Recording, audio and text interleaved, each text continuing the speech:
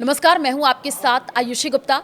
Saudi अरब के crown Prince Mohammad बिन Salman MBS और पाकिस्तानी प्रधानमंत्री शहबाज शरीफ ने बुधवार को एक रक्षा समझौते पर साइन किए हैं। इस समझौते के तहत एक देश पर हमला दूसरे पर भी हमला माना जाएगा।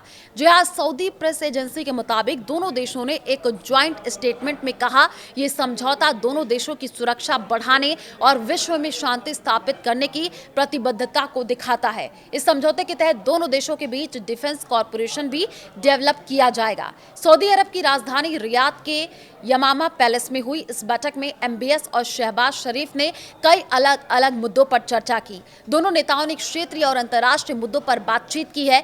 एक सीनियर सऊदी अधिकारी ने नाम न छापने की शर्त पर रॉयटर्स न्यूज एजेंसी को यह बताया कि समझौते के तहत हर तरीके का मिलिट्री सहयोग किया जाएगा। जब उनसे पूछा गया कि क्या इसमें जरूरत पड़ने पर पाकिस्तान के परमाणु हथियारों का इस्तेमाल शामिल है, तो उन्होंने हाँ में जवाब दिया।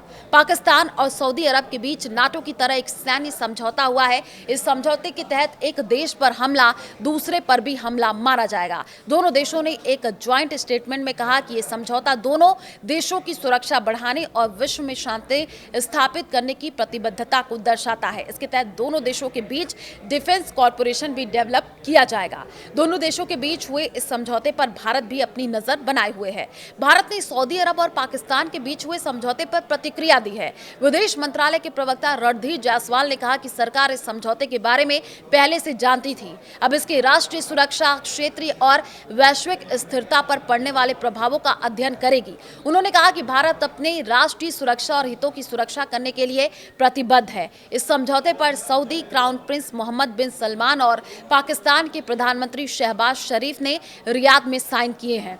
समझौते पर विदेश मंत्रालय ने क्या कहा है वो आपको बता दें। सऊदी अरब और पाकिस्तान के बीच हुए समझौते पर रणधीर जायसवाल ने कहा, हमने सऊदी अरब और पाकिस्तान के बीच एक रणनीतिक समझौते पर हस्ताक्षर किए जाने की खबरें देखी हैं। सरकार को पता था ये घटनाक्रम हो सकता है जो दोनों देशों के बीच एक दीर्घकालिक व्यवस्था को औपचारिक रूप देता है। ये लंबे समय से विचाराधीन था। उन्होंने कहा कि हम अपनी राष्ट्रीय सुरक्षा के साथ साथ क्षेत्रीय और वैश्विक स्थिरता पर इस घटनाक्रम के प्रभावों का अध्ययन करेंगे। सरकार भारत के राष्ट्रीय हितों की सुरक्षा और सभी क्षेत्रों में व्यापक राष्ट्रीय सुरक्षा सुनिश्चित करने के लिए प्रतिबद्ध है।